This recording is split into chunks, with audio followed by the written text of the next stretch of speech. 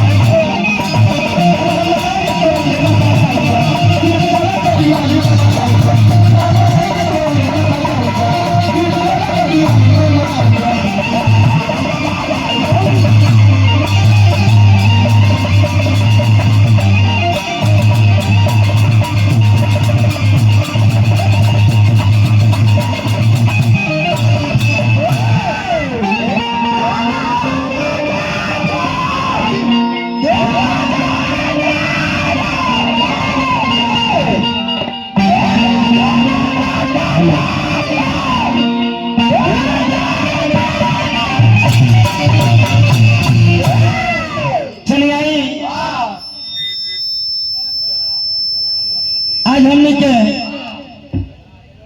मिर्जानगर ऐसा पावन धरती पर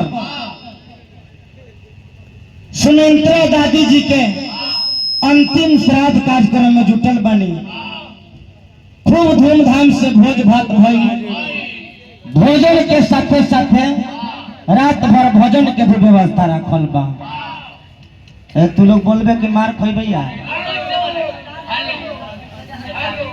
बहरामपुर जाना है हम लोग फ्री में आने वाले हैं। एक के दिन में बहरामपुर पहुंच जाएंगे। जितना भी जुटल बानी चाचा भैया दादा लोग मानस मंडली की ओर से वंदन अभिनंदन स्वागत बा। जीवन भर आशीर्वाद के कामना बा।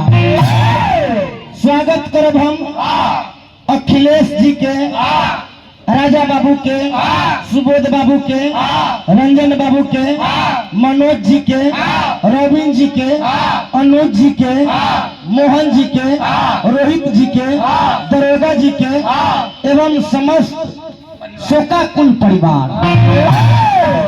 स्वागत करब हम बड़का भैया अनुज भैया, अवधेश भगत कमलेश चाचा जी के।